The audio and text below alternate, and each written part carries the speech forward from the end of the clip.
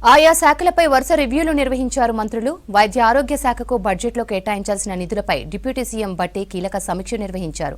పేద మధ్యతరగతి వర్గాలకు మెరుగైన వైద్యం అందేలా ఈ బడ్జెట్లో కేటాయింపులు చేస్తామన్నారు. ఇక త్వరలో భూభారతి విధానాలు ఖరారు చేస్తామన్నారు మినిస్టర్స్. దేశానికి ఆదర్శంగా ఉండేలా కొత్త చట్టం అమలు చేస్తామన్నారు. గత ప్రభుత్వం చేసిన అప్పులను కట్టలేకపోతున్నామన్నారు మంత్రులు. పేద మధ్యతరగతి వర్గాలు అత్యధికంగా ఆధారపడే వైద్యారోగ్య శాఖకు నిధుల కేటాయింపులో అత్యంత ప్రాధాన్యత ఇస్తామని అన్నారు డిప్యూటీ సీఎం భట్టి విక్రమార్క.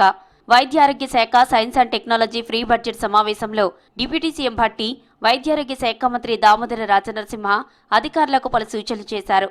గత దశాబ్ద కాలంగా drugs, food safety, medical education విభాగాల నిర్లక్ష్యానికి గురయ్యాయని అభిప్రాయపడ్డారు మంత్రులు. ప్రజాప్రభుత్వంలో ఈ 3 విభాగాలకు ప్రాధాన్యత ఇచ్చి రాబోయే రోజుల్లో బలోపేతం చేస్తామని తెలిపారు.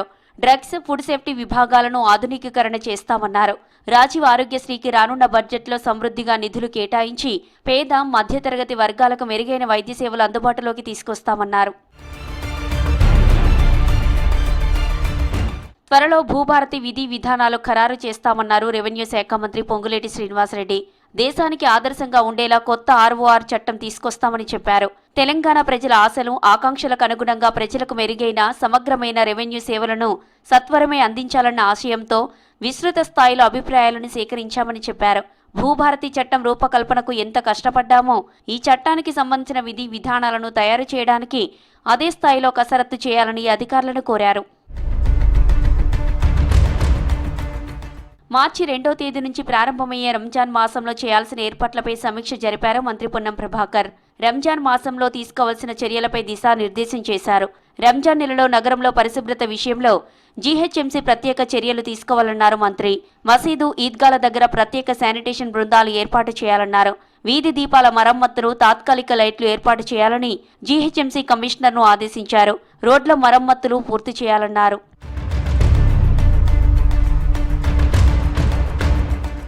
రాష్ట్రంలో ఫామాయిల్ సాగు ప్రగతి, ఆయిల్ ఫెడ్ కార్పొరేషన్ ద్వారా రైతులకు మరింత మేలు చేకూర్చేలా చర్యలు తీసుకోవాలని సంబంధిత అధికారులను ఆదేశించారు మంత్రి Tummala Nageswararao. Oil food corporation ద్వారా ఫ్యాక్టరీల ఏర్పాటు, తోటలు, ఉద్యాన పంటలు, కూరగాయల సాగు విస్తీర్ణం పెంచే దిశగా చేపట్టాల్సిన చర్యలపై హార్టికల్చర్, ఆయిల్ ఫెడ్ కార్పొరేషన్ అధికారులతో సమీక్ష నిర్వహించారు మంత్రి తుమ్మల. ఫామాయిల్ సాగు విస్తరణ, రైతులకు అందించాల్సిన ప్రోత్సాహకాలు, ప్రాసెసింగ్ యూనిట్ల ఏర్పాటు, మార్కెటింగ్ సదుపాయాలు, ప్రభుత్వ సహాయ సహకారాలపై చర్చించారు మంత్రి తుమ్మల.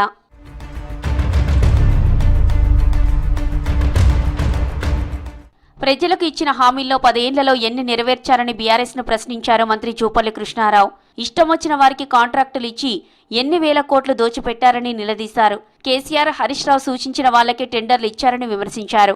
పారదర్శకంగా టెండర్లు పిలిచి ఉంటే కాళేశ్వరం కూలేదా అని ప్రశ్నించారు మంత్రి.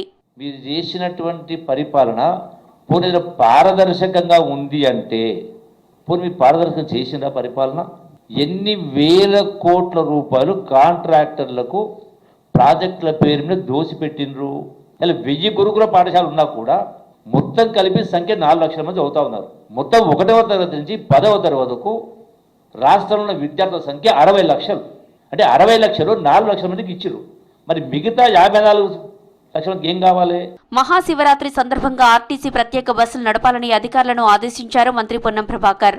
RTC MD Sajjanar, ED Munishekar, CTM Sridhar, finance adviser విజయపుష్పతో కలిసి బస్సు సర్వీసుల ఏర్పాట్లపై సమీక్ష జరిపారు మంత్రి.